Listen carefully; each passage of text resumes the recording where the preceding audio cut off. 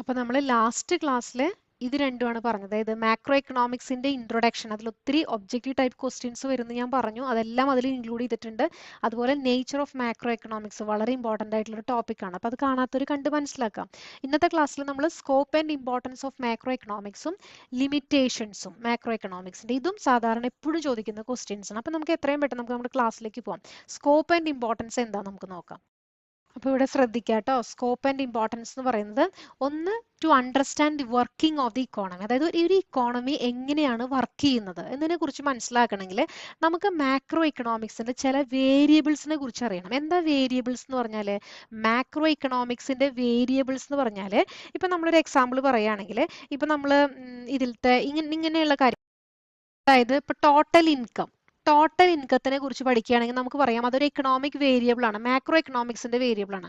അതുപോലെ ഔട്ട്പുട്ടിനെ കുറിച്ച് പഠിച്ചാൽ, അതുപോലെ എംപ്ലോയ്മെന്റിനെ കുറിച്ച് പഠിക്കണം, അതുപോലെ ജനറൽ പ്രൈസ് ലെവൽ ഇപ്പൊ ഇത്രയും കാര്യങ്ങളൊക്കെ മാക്രോ എക്കണോമിക്സിലെ ചില വേരിയബിൾസ്, ഇതൊക്കെ വേരിയബിൾസ് ആണ് ഇതൊക്കെ. അപ്പൊ ഈ വേരിയബിൾസ് ഒക്കെ മാക്രോ എക്കണോമിക് വേരിയബിൾസ് അല്ലെങ്കിൽ ഇക്കണോമിക് വേരിയബിൾസ് എന്ന് പറയും. ടോട്ടൽ ഇൻകം, ഒരു ഇക്കോണമിയിൽ എന്തുമാത്രം ഇൻകം ഉണ്ട്, ഔട്ട്പുട്ട് ഉണ്ട്, എംപ്ലോയ്മെന്റ് ഉണ്ട്, പ്രൈസ് ലെവൽ എങ്ങനെയാണ്, അപ്പൊ ഇതിനെ കുറിച്ച് പഠിച്ചാൽ മാത്രമാണ് ഒരു ഇക്കോണമി എങ്ങനെയാണ് വർക്ക് ചെയ്യുന്നത്, വർക്കിംഗ് ഓഫ് എൻ ഇക്കോണമിനെ കുറിച്ച് മനസ്സിലാക്കാനായിട്ട് നമുക്ക് എന്ത് വേണം? ഈ വേരിയബിൾസിനെ കുറിച്ച് നമ്മൾ സ്റ്റഡി ചെയ്യേണ്ടതുണ്ട്. അതാണ് പറയുന്നത് the study of macro economic variables helps to understand the working of the economy. Second point ആണ് ഇക്കണോമിക് പോളിസീസ്. ഇക്കണോമിക് പോളിസീസ് എന്നതിൽ ഉദ്ദേശിക്കുന്നത് ഈ മോഡേൺ ഗവൺമെന്റ്സ്, അതായത് അണ്ടർ ഡെവലപ്ഡ് കൺട്രീസിന്റെ മോഡേൺ ഗവൺമെന്റ്സിന് ഒരുപാട് പ്രോബ്ലംസിന്റെ സൊല്യൂഷൻസ് കണ്ടെത്തണം. അണ്ടർ ഡെവലപ്ഡ് കൺട്രീസിന്റെ ഈ മോഡേൺ ഗവൺമെന്റ്സ്, അതായത് ഇന്നത്തെ കാലഘട്ടത്തിലുള്ള മോഡേൺ ഗവൺമെന്റ്സിന് ഒരുപാട് പ്രോബ്ലത്തിന്റെ സൊല്യൂഷൻസ് കണ്ടെത്തണം. എന്താ അവർ ഫേസ് ചെയ്യുന്ന പ്രോബ്ലംസ് എന്നറിയോ? എന്തൊക്കെ പ്രോബ്ലംസ് ആണെന്ന് ഓർത്ത് നോക്കിയാൽ നിങ്ങൾക്ക് തന്നെ കിട്ടും. എന്താണ്? ഒന്ന്, ഓവർ പോപ്പുലേഷൻ ഉണ്ട്, ഒരുപാട് ജനസംഖ്യ ഒരുപാട് കൂടുതൽ, ഓവർ പോപ്പുലേഷൻ വരികയാണ്. മറ്റൊരു പ്രോബ്ലം ആണ് ഇൻഫ്ലേഷൻ, പണപ്പെരുപ്പം എന്ന് പറയും, ഇൻഫ്ലേഷൻ ഒരു പ്രോബ്ലം ആണ്. വേറൊരു പ്രോബ്ലം ആണ് ബാലൻസ് ഓഫ് പേയ്മെന്റ്സിലുള്ള ഫ്ലക്ച്വേഷൻസ് വരുന്നത്. പിന്നെ വേറൊരു പ്രോബ്ലം ആണ് ജനറൽ ഓവർ പ്രൊഡക്ഷൻ വരുന്നത്. ജനറൽ ആയിട്ടുള്ള ഓവർ പ്രൊഡക്ഷൻ ഇക്കോണമിയിൽ വരുന്നു, സാധനങ്ങൾ വേണ്ടത്ര വിറ്റ് പോകുന്നില്ല, ഓവർ പ്രൊഡക്ഷൻ വരുന്നു, ഡിമാൻഡ് ഇല്ല സാധനങ്ങൾ. അപ്പൊ ഇങ്ങനെയുള്ള പ്രോബ്ലംസ് ഒക്കെ സാധാരണ എല്ലാ അണ്ടർ ഡെവലപ്ഡ് കൺട്രീസിന്റെയും പ്രോബ്ലംസ് ആണ്. അപ്പൊ ഇതിന് ചില സൊല്യൂഷൻസ് കണ്ടെത്തണം, ചില റെഗുലേഷൻസ് ഈ പ്രോബ്ലംസിന് കണ്ടെത്തണമെങ്കിൽ നമ്മൾ മാക്രോ എക്കണോമിക്സ് പഠിച്ചാൽ മാത്രമേ ഇതിനുള്ള ഇക്കണോമിക് പോളിസീസ് കൊണ്ടുവരാനായിട്ട് ഗവൺമെന്റിന് സാധിക്കുകയുള്ളൂ. അതാണ് സെക്കൻഡ് ആയിട്ടുള്ള ഒരു സ്കോപ്പ് അല്ലെങ്കിൽ ഇമ്പോർട്ടൻസ് എന്ന് പറയുന്നത്, മാക്രോ എക്കണോമിക്സ് പഠിച്ചാലുള്ള ഗുണം. പിന്നെ മൂന്നാമത്തെ ഒരു പോയിന്റ് ആണ് ജനറൽ അൺഎംപ്ലോയ്മെന്റ് എന്ന് പറയും. ജനറൽ ആയിട്ടുള്ള അൺഎംപ്ലോയ്മെന്റ്, തൊഴിലില്ലായ്മ. അപ്പൊ അൺഎംപ്ലോയ്മെന്റ് നമുക്കറിയാം അത് എന്തുകൊണ്ടാണ് അൺഎംപ്ലോയ്മെന്റ് ഉണ്ടാകുന്നത്? ഡെഫിഷ്യൻസി ഓഫ് ഇഫക്റ്റീവ് ഡിമാൻഡ് നമ്മൾ എക്കണോമിക്സിൽ പറയാറുണ്ട്. ഇപ്പൊ ഒരു എക്സാമ്പിൾ പറയുകയാണെങ്കിൽ ഒരു ഇൻഡിവിജ്വൽ ഫേം ഒരു 50 യൂണിറ്റ്സ് പെൻ ഉണ്ടാക്കി, ഇതാണ് അവരുടെ ടോട്ടൽ സപ്ലൈ. പക്ഷെ ഇത് ആകെ 5 യൂണിറ്റ് മാത്രമേ വിറ്റുപോയുള്ളൂ. നോക്കി, 5 ആൾക്കാർ മാത്രമേ മേടിച്ചുള്ളൂ. 1 2 3 4 5 ബാക്കി 45 പെൻസും വിറ്റഴിക്കപ്പെടാതെ നിൽക്കുകയാണ്. ഇതിന്റെ കാരണം എന്താ? വേണ്ടത്ര ഡിമാൻഡ് ഇല്ല. അതിനെയാണ് നമ്മൾ പറയുക ഡെഫിഷ്യൻസി ഓഫ് ഇഫക്റ്റീവ് ഡിമാൻഡ്. അപ്പൊ ഈ ഒരു പ്രോബ്ലത്തിന് നമുക്ക് എങ്ങനെയാണ് ഒരു സൊല്യൂഷൻ കണ്ടെത്താൻ സാധിക്കുക, എങ്ങനെ നമുക്ക് ഇതിനൊരു ഈ ഒരു പ്രോബ്ലത്തിൽ നിന്ന് പുറത്തു കടക്കാൻ സാധിക്കും, ഇങ്ങനെയുള്ള കാര്യങ്ങളൊക്കെ നമ്മൾ കണ്ടെത്തുന്നത് ഇതിലാണ്, ഈ മാക്രോ എക്കണോമിക്സിൽ സ്റ്റഡി ചെയ്യുമ്പോഴാണ് നമുക്ക് ഇതിനെക്കുറിച്ച് മനസ്സിലാക്കാനായിട്ട് സാധിക്കുക. ഓക്കെ, അപ്പൊ ഇവിടെ നമുക്ക് കാണാം ഈ ഡെഫിഷ്യൻസി ഓഫ് ഇഫക്റ്റീവ് ഡിമാൻഡിൽ നിന്ന് നമുക്ക് പുറത്തു കിടക്കണമെങ്കിൽ എന്ത് വേണം? ഇഫക്റ്റീവ് ഡിമാൻഡ് നമ്മൾ ഇൻക്രീസ് ചെയ്യണം, അല്ലെ? ഇഫക്റ്റീവ് ഡിമാൻഡ് കൂടണം, അങ്ങനെ അപ്പോഴേ ഡെഫിഷ്യൻസി ഓഫ് ഇഫക്റ്റീവ് ഡിമാൻഡ് ഉണ്ടാവാതിരിക്കുള്ളൂ. ഇഫക്റ്റീവ് ഡിമാൻഡ് കൂടണമെങ്കിൽ എന്ത് വേണം എന്നാണ് അവർ പറയുന്നത്? ബൈ ഇൻക്രീസിങ് ടോട്ടൽ ഇൻവെസ്റ്റ്മെന്റ് കൂട്ടണം, ഒരു ഇക്കോണമിയിൽ കൂടുതൽ ഇൻവെസ്റ്റ്മെന്റ് നടത്തണം, ഔട്ട്പുട്ട് കൂടുതൽ പ്രൊഡക്ഷൻ നടത്തണം. അങ്ങനെ വരുമ്പോഴേ എംപ്ലോയ്മെന്റ് ഓപ്പർച്യൂണിറ്റീസ് വരുള്ളൂ. ഇപ്പൊ ഇൻവെസ്റ്റ്മെന്റ് കൂടി, ഔട്ട്പുട്ട് കൂടി, അപ്പോൾ കൂടുതൽ ആൾക്കാർക്ക് ജോലി കിട്ടുകയാണ്, അപ്പൊ അവർക്ക് കൂടുതൽ ഇൻകം കിട്ടുകയാണ്, ജനങ്ങളുടെ കയ്യിൽ കൂടുതൽ വരുമാനം വരുന്നു, ടോട്ടൽ കൺസംഷൻ കൂടുതൽ അവർ ചെലവാക്കാൻ തുടങ്ങും. അങ്ങനെ ഈ ഇഫക്റ്റീവ് ഡിമാൻഡ് ഡെഫിഷ്യൻസിയിൽ നിന്ന് പുറത്തെടുക്കാനായിട്ട് സാധിക്കും. അപ്പോൾ അങ്ങനെ thus macro economics has an important role in studying the cause, effect and remedies of general employment. Clear അല്ലേ? ഇനി ഫോർത്ത് പോയിന്റ് എന്താ നമുക്ക് നോക്കാം. National income. National income data നമുക്ക് കിട്ടിയാൽ മാത്രമേ ഒരു ഇക്കോണമിയുടെ ഇൻകത്തിന്റെ ഡിസ്ട്രിബ്യൂഷൻ ഡിഫറെന്റ് ഗ്രൂപ്പ്സിൽ എങ്ങനെയാണ് ഒരു ഇൻകത്തിന്റെ ഡിസ്ട്രിബ്യൂഷൻ എന്ന് നമുക്ക് മനസ്സിലാക്കാൻ സാധിക്കുകയുള്ളൂ. അപ്പോൾ മാക്രോ എക്കണോമിക്സിലാണ് നാഷണൽ ഇൻകത്തെ കുറിച്ച് പഠിക്കുന്നത്. ഈ നാഷണൽ ഇൻകത്തെ കുറിച്ച് പഠിച്ചാൽ മാത്രമേ എന്ത് നമുക്ക് സാധിക്കുകയുള്ളൂ, helps to understand the distribution of income among different groups of people in the economy. മനസ്സിലായോ? എങ്ങനെയാണ് ഡിഫറെന്റ് ഗ്രൂപ്പ്സ് ഓഫ് പീപ്പിളുടെ ഇടയിൽ ഈ ഇൻകം എങ്ങനെയാണ് ഡിസ്ട്രിബ്യൂട്ട് ചെയ്തിരിക്കുന്നത് എന്ന് മനസ്സിലാക്കണമെങ്കിൽ മാക്രോ എക്കണോമിക്സ് പഠിക്കണം. This helps to analyse the general over production and general unemployment. അടുത്ത പോയിന്റ് ആണ് ഇക്കണോമിക് ഗ്രോത്ത്. ഇക്കണോമിക് ഗ്രോത്തിലേക്ക് എങ്ങനെയാണ് ഒരു ഇക്കോണമി എത്തുക, അതിന്റെ കാര്യങ്ങളെ കുറിച്ച് മനസ്സിലാക്കാനായിട്ടും ഈ മാക്രോ എക്കണോമിക്സിനെ കുറിച്ച് സ്റ്റഡി ചെയ്താൽ മാത്രമേ സാധിക്കുള്ളൂ. അതായത് ഇതിൽ പറയുന്നത് ഇത്രയേ ഉള്ളൂ. അതായത് ഒരു ഇക്കോണമിയുടെ ടോട്ടൽ ആയിട്ടുള്ള റിസോഴ്സസ് എന്തൊക്കെയാണ്, ഒരു ഇക്കോണമിയുടെ കേപ്പബിലിറ്റീസ് എന്തൊക്കെയാണെന്ന് മനസ്സിലാക്കണമെങ്കിൽ നമ്മൾ മാക്രോ എക്കണോമിക്സിനെ കുറിച്ച് പഠിക്കണം. അപ്പൊ ഇതിന്റെ ബേസിസിൽ അവർക്ക് ചില പ്ലാൻസ് കൊണ്ടുവരാൻ സാധിക്കും. എന്ത് പ്ലാൻസ് ആണ്? അതായത് നാഷണൽ ഇൻകം ഇൻക്രീസ് ചെയ്യണം, increase national income, output increase ചെയ്യണം, എംപ്ലോയ്മെന്റ് കൂട്ടണം, framed and implemented to raise the level of economic development. അപ്പൊ ഇത്രയും കാര്യങ്ങളിൽ ഇൻക്രീസ് വന്നാൽ എന്തിലൊക്കെയാ, നാഷണൽ ഇൻകം വർദ്ധിക്കുക, ഔട്ട്പുട്ട് കൂടുക, എംപ്ലോയ്മെന്റ് കൂടുക, ഇങ്ങനെയൊക്കെ വരുമ്പോൾ മാത്രമേ ഒരു ഇക്കോണമിയുടെ ഡെവലപ്മെന്റ് ഇക്കണോമിക് ഡെവലപ്മെന്റിലേക്ക് അവർക്ക് കൊണ്ടുവരാനായിട്ട് സാധിക്കുള്ളൂ, അതിനുള്ള പോളിസീസ് കൊണ്ടുവരാനായിട്ട് സാധിക്കുള്ളൂ.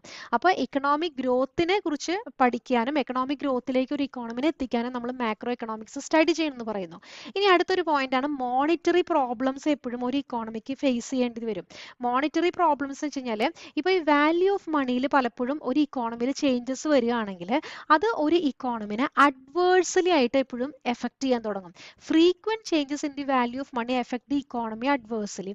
അപ്പോൾ മാക്രോ എക്കണോമിക്സിലാണ് നമ്മൾ monetary measures, physical measures, direct control മെഷേഴ്സിനെ കുറിച്ചൊക്കെ പഠിക്കുന്നത്. അപ്പൊ ഇങ്ങനെ എപ്പോഴും ഈ വാല്യൂ ഓഫ് മണിയിൽ ചേഞ്ചസ് വന്നാല് മാക്രോ എക്കണോമിക്സ് സ്റ്റഡി ചെയ്താൽ മാത്രമേ നമുക്ക് എന്ത് മെത്തേഡാണ് സ്വീകരിക്കേണ്ടത്, എടുക്കേണ്ടതെന്ന് മനസ്സിലാവുള്ളൂ. അത് ടേക്ക് അപ്രോപ്രിയേറ്റ്. ചില സമയങ്ങളിൽ ഗവൺമെന്റിന് മോണിറ്ററി മെഷേഴ്സ് എടുക്കേണ്ടി വരും. എന്ന് വെച്ചാൽ എന്താ, റേറ്റ് ഓഫ് ഇൻട്രസ്റ്റിൽ ചേഞ്ചസ് വരുത്തേണ്ടി വരും. ചില സമയങ്ങളിൽ ഫിസിക്കൽ മെഷേഴ്സ് കൊണ്ടുവരേണ്ടി വരും. ഫിസിക്കൽ മെഷേഴ്സ് എന്ന് വെച്ചാൽ എന്താ അർത്ഥം, ഇപ്പൊ ഗവൺമെന്റ് ടാക്സേഷൻ പോളിസിയിൽ ചേഞ്ചസ് വരുത്തും, അല്ലെങ്കിൽ ഗവൺമെന്റിന്റെ സ്പെൻഡിങ് ഒരു ഇക്കോണമിയുടെ സിറ്റുവേഷൻ അനുസരിച്ചിട്ടാണ് അവർ ചെയ്യുന്നത്. അപ്പൊ ഇങ്ങനെയുള്ള കാര്യങ്ങളിൽ ഡിസിഷൻ എടുക്കണമെങ്കിൽ ഫിസിക്കൽ മെഷേഴ്സ് ഗവൺമെന്റ് അപ്ലൈ ചെയ്യണം. അല്ലെങ്കിൽ ചില സമയങ്ങളിൽ ഡയറക്റ്റ് കൺട്രോൾ കൊണ്ടുവരും ഗവൺമെന്റ്. എന്തിലാ ഡയറക്റ്റ് കൺട്രോൾ വരിക, ചിലപ്പോൾ പ്രൈസിലോ വേജിലോ, ഇതൊക്കെ പെട്ടെന്നൊരു ഡയറക്റ്റ് കൺട്രോൾ വരും. എന്തിനു വേണ്ടിയിട്ടാ, ഇൻഫ്ലേഷനെ കൺട്രോൾ ചെയ്യാൻ വേണ്ടിയിട്ട്. അപ്പൊ ഇങ്ങനെയുള്ള കാര്യങ്ങളൊക്കെ ഗവൺമെന്റ് ഡിസിഷൻ എടുക്കുന്നത് ഈ മാക്രോ എക്കണോമിക്സിന്റെ പോളിസീസിനനുസരിച്ചിട്ടാണ്, അല്ലെങ്കിൽ മാക്രോ എക്കണോമിക്സിലാണ് ഇതിനെ കുറിച്ചൊക്കെ സ്റ്റഡി ചെയ്യുന്നത്. അങ്ങനെയാണ്. അപ്പോൾ ഈ വാല്യൂ ഓഫ് മണി എപ്പോഴും ചേഞ്ച് ചെയ്തുകൊണ്ടിരുന്നാൽ അത് ഇക്കോണമിനെ അഡ്വേഴ്സ്ലി എഫക്ട് ചെയ്യും. ആ സമയങ്ങളിൽ ഗവൺമെന്റിന് മോണിറ്ററി മെഷേഴ്സോ ഫിസിക്കൽ മെഷേഴ്സോ ഡയറക്റ്റ് കൺട്രോൾ മെഷേഴ്സോ ഒക്കെ എടുക്കണമെങ്കിൽ ഈ മാക്രോ എക്കണോമിക്സിനെ കുറിച്ച് സ്റ്റഡി ചെയ്താൽ മാത്രമേ സാധിക്കുകയുള്ളൂ. ക്ലിയർ അല്ലേ? അടുത്തത് ബിസിനസ് സൈക്കിൾസ്. അതായത് ബിസിനസ് സൈക്കിൾസിൽ എപ്പോഴും എന്താ, ബിസിനസ് സൈക്കിൾ എന്ന് വെച്ചാൽ എന്താ, ഫ്ലക്ച്വേറ്റിംഗ് ലെവലാണ്. ഒരു ഇക്കണോമിക് ആക്ടിവിറ്റിയുടെ ഫ്ലക്ച്വേറ്റിംഗ് ലെവലിനെയാണ് ബിസിനസ് സൈക്കിൾസ് എന്ന് പറയാം. നമ്മൾ കേട്ടിട്ടുണ്ടാവും. അതായത് റിസഷൻ ഉണ്ട് ഒരു ഇക്കോണമിയിൽ, റിസഷൻ സംഭവിക്കുന്നു, ഡിപ്രഷൻ, ഇതിന്റെ ഡിഫറെന്റ് ഫേസസ് ആണ് ബിസിനസ് സൈക്കിളിന്റെ. ഡിപ്രഷനിലേക്ക് പോകുന്ന ഒരു ഇക്കോണമി, അതുപോലെ റിക്കവറിയിലേക്ക് എത്തുന്നു, ബൂം ഉണ്ടാവുന്നു, ഇതൊക്കെ ഡിഫറെന്റ് ഫേസസ് ആണ്. അപ്പോൾ ഈ മാക്രോ എക്കണോമിക്സിനെ കുറിച്ച് സ്റ്റഡി ചെയ്യുമ്പോഴാണ് ഈ ഇക്കണോമിക് ഫ്ലക്ച്വേഷൻസിന്റെ റീസൺസ് നമുക്ക് മനസ്സിലാക്കാൻ സാധിക്കുള്ളൂ. അതിനോടൊപ്പം തന്നെ അതിന്റെ റെമഡീസും ഗവൺമെന്റിന് എടുക്കേണ്ടതുണ്ട്. ക്ലിയർ അല്ലേ? ഓക്കെ. ഇനി അടുത്തൊരു പോയിന്റ് എന്ന് പറയുന്നത് നെക്സ്റ്റ് പോയിന്റ് ആണ് for understanding the behaviour of individual units. അപ്പോൾ ഇതിൽ പറയുന്നത് ഇത്രയേ ഉള്ളൂ. മാക്രോ ലെവലിൽ, അതായത് ആഗ്രിഗേറ്റ് ആയിട്ടുള്ള ലെവലിൽ നമുക്ക് എന്തെങ്കിലും ഒരു കാര്യം മനസ്സിലാക്കിയാലേ അത് ഇൻഡിവിജ്വൽ ലെവലിൽ അപ്ലൈ ചെയ്യാൻ പറ്റുള്ളൂ. അതായത് ഇപ്പോൾ ഒരു എക്സാമ്പിൾ പറയുകയാണെങ്കിൽ ഡിമാൻഡ് ഫോർ ഇൻഡിവിജ്വൽ പ്രോഡക്ട്സ്. ഒരു ഇൻഡിവിജ്വൽ പ്രോഡക്റ്റിന്റെ ഡിമാൻഡ് പലപ്പോഴും ഡിപ്പെൻഡ് ചെയ്യുന്നത് ആഗ്രിഗേറ്റ് ഡിമാൻഡ് ഇൻ ദി ഇക്കോണമിനനുസരിച്ചായിരിക്കും എന്നാണ് ഇവർ പറയുന്നത്. ആഗ്രിഗേറ്റ് ഡിമാൻഡിനനുസരിച്ചാണ് ഡിമാൻഡ് ഫോർ ഇൻഡിവിജ്വൽ പ്രോഡക്ട്സ്, അതിനെയാണ് ഡിപ്പെൻഡ് ചെയ്യുന്നതെന്ന് പറയുന്നത്. അപ്പോൾ ഇതൊക്കെയാണ് ഇതിന്റെ സ്കോപ്പ് ആൻഡ് ഇമ്പോർട്ടൻസ് എന്ന് പറയുന്നത്. ഇനി ഇതിന്റെ ലിമിറ്റേഷൻസ് എന്താ നമുക്ക് നോക്കാം. ലിമിറ്റേഷൻ എന്താണെന്ന് ചോദിച്ചാൽ, ഒന്നാമത്തെ ഏറ്റവും വലിയ, നിങ്ങൾക്ക് ഇപ്പോൾ ഇമ്പോർട്ടൻസ് പറഞ്ഞപ്പോൾ തന്നെ മനസ്സിലായിട്ടുണ്ടാവും, എക്സസീവ് ആയിട്ടുള്ള ജനറലൈസേഷൻ ആണ്. എന്ന് വെച്ചാൽ എന്താ അർത്ഥം, അതായത് ഇവർ പറയാണ് what is true of individual is not necessarily true of the economy as a whole. എന്ന് വെച്ചാൽ എന്താ അർത്ഥം, അതായത് ഏതെങ്കിലും ഒരു കാര്യം ഇപ്പോൾ ഇൻഡിവിജ്വൽസിന് കറക്റ്റ് ആയിരിക്കാം, പക്ഷെ ഒരു ഇക്കോണമിനെ നമ്മൾ ടോട്ടൽ ആയിട്ട് എടുക്കുമ്പോൾ അതൊരു കറക്റ്റ് ആയിട്ടുള്ള ഒരു കാര്യമായിരിക്കണം എന്നില്ല. ഇപ്പോൾ ഒരു എക്സാമ്പിൾ പറയുകയാണെങ്കിൽ ഇപ്പോൾ സേവിങ് എടുക്കുകയാണ്. സേവിങ് ഇപ്പോൾ ഒരു ഇൻഡിവിജ്വൽ സേവ് ചെയ്യാന്ന് പറഞ്ഞാൽ അത് നല്ലൊരു കാര്യമായിട്ട് നമ്മൾ പറയും. പക്ഷെ ഒരു ഇക്കോണമി ടോട്ടലായിട്ട് എല്ലാവരും സേവിങ് ചെയ്യാൻ തുടങ്ങിയാലോ അത് ആ ഇക്കോണമിയുടെ ഇൻവെസ്റ്റ്മെന്റിനെ ബാധിക്കും, ആ ഇക്കോണമിയുടെ ഡെവലപ്മെന്റിനെ ഗ്രോത്തിനെ ഒക്കെ ബാധിക്കും അല്ലേ? അപ്പൊ എക്സസീവ് ആയിട്ടുള്ള ജനറലൈസേഷൻ ആണ് ഇവർ ചെയ്യുന്നത്. അപ്പൊ അത് ശരിയല്ല. രണ്ടാമത്തത് excessive thinking in terms of aggregates as homogeneous ആയിട്ടാണ് ഇവർ ചിന്തിക്കുന്നത്. അതായത് എല്ലാം ഇതിന്റെ ഉള്ളിലത്തെ എല്ലാം ഒരുപോലെയാണെന്നാണ് അവർ വിചാരിച്ചു വെച്ചിരിക്കുന്നത്. ഇപ്പൊ ഒരു എക്സാമ്പിൾ പറയുകയാണെങ്കിൽ ഇപ്പൊ വേജ്, ഇപ്പൊ നേഴ്സസിന്റെ വേജ് ഒരുപാട് കൂടി. ആ സമയം തന്നെ വേറൊരു ജോലി ചെയ്യുന്ന ഒരാളുടെ വേജ് കുറച്ച് ചെറിയൊരു ഡിക്രീസ് വന്നു. എന്നിട്ട് ഇവർ പറയാണ് ആഗ്രിഗേറ്റ് ലെവലിൽ ഒരു ഇക്കോണമിയുടെ വേജ് ലെവൽ കൂടി എന്ന് പറഞ്ഞാൽ ഇക്കോണമിയുടെ ലെവലില് ആഗ്രിഗേറ്റ് ഇതില് വേജ് ലെവൽ കൂടി എന്ന് പറഞ്ഞാൽ ശരിയാണോ? അല്ല. ഇവിടെ ഒരു കൂട്ടരുടെ വേജ് കൂടി, വേറൊരാളുടെ വേജ് കുറഞ്ഞു. ഇവിടെ ഒരുപാട് കൂടി, ഇവിടെ കുറച്ച് കുറഞ്ഞു. അപ്പോൾ ആഗ്രിഗേറ്റ് ലെവലിൽ വേജ് കൂടി, പക്ഷെ അത് എല്ലാവരുടെയും വേജ് ഇൻക്രീസ് ചെയ്തിട്ടില്ല. അതാണ് without caring internal composition and structure macro economics regards the aggregates as homogeneous. Okay. ഇനി അടുത്തൊരു പോയിന്റ് ആണ് an aggregate may not produce the same impact on all sectors. അതായത് ഇപ്പോൾ ഒരു ജനറൽ ആയിട്ടുള്ള price level may not effect all classes of people in the same manner. Price level കൂടി എല്ലാ ക്ലാസ്സസിനും ഒരുപോലെ എഫക്ട് ചെയ്യണമെന്നില്ല.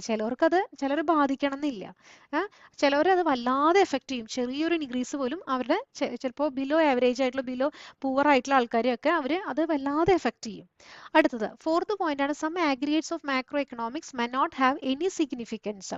അതിന്റെ എക്സാമ്പിൾ പറയാണ് the increase in national income might be the result of increase in the income of few rich people in the country. അതായത് ഒരു ഇക്കോണമിയിലെ ഒരു section of പീപ്പിളുടെ income ഒരുപാട് കൂടി, വേറൊരു സെക്ഷൻ ഓഫ് ആൾക്കാരുടെ ഇൻകം കുറച്ച് മാത്രം ഇൻക്രീസ് ചെയ്തു. അപ്പൊ ആഗ്രിഗേറ്റ് എടുക്കുമ്പോൾ എന്താണ് നാഷണൽ ഇൻകം എന്ന് പറയുന്നത്, നാഷണൽ ഇൻകം ഇൻക്രീസ് ചെയ്തു എന്ന് ആഗ്രിഗേറ്റ് എടുക്കുമ്പോൾ കാണും. പക്ഷെ ഇവിടെ എങ്ങനെയാണ്? വലിയ ഇൻക്രീസ് വന്നിട്ടില്ല. ഓക്കെ. അപ്പൊ ഇത് ആഗ്രിഗേറ്റ് ലെവലിൽ പറയുന്നത് എപ്പോഴും ശരിയായിരിക്കണം. Increase in the income of the few rich people in the country ആയിരിക്കും. ചിലപ്പോൾ ഇവിടെ ഈ ഇൻകം ഒരു സെക്ഷൻ ഓഫ് പീപ്പിളുടെ ഇൻകം ഒരുപാട് കൂടിയിട്ടുണ്ടാവും, വേറൊരു സെക്ഷൻ ഓഫ് പീപ്പിളുടെ ഇൻകം ഇവിടെ കുറഞ്ഞിട്ടുണ്ടാവും. ഓക്കെ. പക്ഷെ ആഗ്രിഗേറ്റ് എടുക്കുമ്പോൾ എന്തായി? ആഗ്രിഗേറ്റ് എടുക്കുമ്പോൾ നാഷണൽ ഇൻകം ഇൻക്രീസ് ചെയ്യാണ് ചെയ്യുന്നത്. സോ ഇത് ഇങ്ങനെ ഒരു കൺക്ലൂഷനിൽ എത്തുന്നത് ശരിയല്ലെന്ന്. Some aggregates of macro economy may not have any significance. Okay. ഇനി അടുത്തൊരു പോയിന്റ് ആണ് ഡിഫിക്കൽട്ടീസ് ഇൻ മെഷർമെന്റ്. അതായത് വാല്യൂ ഓഫ് മണി എന്ന് പറയുന്നത് എപ്പോഴും ചേഞ്ച് ചെയ്തുകൊണ്ടിരിക്കും. അതുകൊണ്ട് നമുക്ക് ഇത് മെഷർമെന്റിന് വേണ്ടിയിട്ട് ഈ വാല്യൂ മണി എപ്പോഴും വാല്യൂ ചേഞ്ച് ചെയ്യുന്നത് കൊണ്ട് മെഷർമെന്റിന് ഇത് ബുദ്ധിമുട്ടാണ്. ഇനി സിക്സ്ത് പോയിന്റ് ആണ് macro economics of Keynes has little application backward economics like India. എന്ന് വെച്ചാൽ എന്താ അർത്ഥം? അതായത് ഇപ്പോൾ കെയ്ൻസ് ആണ് ഇത് ഡെവലപ്പ് ചെയ്തത്. നമുക്കറിയാം മാക്രോ എക്കണോമിക്സ് എന്ന് പറയുന്ന ഈ ഒരു ബ്രാഞ്ച് ഓഫ് എക്കണോമിക്സ് അദ്ദേഹം അത് ഡെവലപ്പ് ചെയ്തത് നമുക്കറിയാം, നമ്മൾ പഠിച്ചിട്ടുണ്ട്. അതായത് അഡ്വാൻസ്ഡ് കൺട്രീസിൽ ഉണ്ടായിട്ടുള്ള അന്നത്തെ ഒരു ഡിപ്രഷൻ ആൻഡ് അൺഎംപ്ലോയ്മെന്റ് ബേസിലാണ് അദ്ദേഹം അത് ഡെവലപ്പ് ചെയ്തത്. അപ്പൊ അവിടുത്തെ ഒരു പ്രോബ്ലം എന്ന് പറയുന്നത് അവിടുത്തെ പ്രോബ്ലം ഡിപ്രഷന്റെ കാരണമായിട്ട് അദ്ദേഹം അന്ന് കണ്ടെത്തിയത് എന്തായിരുന്നു? ലാക്ക് ഓഫ് ആഗ്രിഗേറ്റ് ഡിമാൻഡ് ആയിരുന്നു. ലാക്ക് ഓഫ് ആഗ്രിഗേറ്റ് ഡിമാൻഡ് ആണെന്ന് അദ്ദേഹം കണ്ടെത്തിയിരുന്നു. പക്ഷെ ഇന്ത്യ പോലത്തെ കൺട്രീസിലത്തെ നമ്മുടെ മെയിൻ പ്രോബ്ലം എവിടെയാണ് കിടക്കുന്നത്? നമ്മുടെ പ്രോബ്ലം എന്ന് പറയുന്നത് ക്യാപിറ്റൽ വേണ്ടത്ര ഇല്ല. Okay. Lakh of aggregate demand ഇവരുടെ പ്രോബ്ലം ആയിരുന്നു, ആരുടെ? അഡ്വാൻസ്ഡ് കൺട്രീസിന്റെ പ്രോബ്ലം ആയിരുന്നു. പക്ഷെ ഇന്ത്യ പോലത്തെ കൺട്രീസിന്റെ പ്രോബ്ലം എന്ന് പറയുന്നത് ക്യാപിറ്റലിന്റെ കുറവ്, ലാക്ക് വന്നു. അതുപോലെ തന്നെ അൺഎംപ്ലോയ്മെന്റ് ഒരുപാട് അൺഎംപ്ലോയ്മെന്റ് പ്രോബ്ലംസ് വന്നു. നാഷണൽ ഇൻകം എന്ന് പറയുന്നത് ലോ ലെവൽ നാഷണൽ ഇൻകം. അതുപോലെ ഓവർ പോപ്പുലേഷൻ വരികയാണ്. അതുപോലെ ടെക്നോളജി വേണ്ടത്ര ഇല്ല ഇക്കോണമിയിൽ. Lack of technology. അപ്പൊ ഇതൊക്കെയാണ് ഇന്ത്യ പോലത്തെ കൺട്രീസിലത്തെ പ്രോബ്ലം എന്ന് പറയുന്നത്. അപ്പൊ നമുക്ക് ജനറലൈസ് ചെയ്തിട്ട് ഈ ഒരു ഡിപ്രഷന്റെ reason lack of aggregate demand ആണെന്നുകൊണ്ട് സ്റ്റഡി ചെയ്ത് കഴിഞ്ഞാൽ ഇന്ത്യ പോലത്തെ കൺട്രീസിൽ ഇത് അപ്ലിക്കബിൾ അല്ല. ഓക്കെ. ഇതൊക്കെയാണ് ഇതിന്റെ ലിമിറ്റേഷൻസ് എന്ന് പറയുന്നത്. അപ്പോൾ ഒന്നും കൂടി ഓരോ പോയിന്റ്സും നിങ്ങൾ ക്ലിയർ ആയിട്ട് കണ്ട് മനസ്സിലാക്കുക. ഇതൊക്കെയാണ് ഇതിലത്തെ ഇമ്പോർട്ടൻ്റ് ആയിട്ടുള്ള പോയിന്റ്സ്. അപ്പോൾ അടുത്തൊരു ക്ലാസ്സിൽ നമുക്ക് അടുത്തൊരു ടോപ്പിക് അത് അനലൈസ് ചെയ്യാം. ക്ലാസ് ഇഷ്ടപ്പെടുന്നുണ്ടെങ്കിൽ സബ്സ്ക്രൈബ് ചെയ്യാനും ലൈക്ക് ചെയ്യാനും ഷെയർ ചെയ്യാനും മറക്കരുതെന്ന് ഒരിക്കൽ കൂടി ഓർമ്മിപ്പിക്കുന്നു. എല്ലാവർക്കും ഒരു നല്ലൊരു ദിവസം ആശംസിക്കുന്നു. Thank you.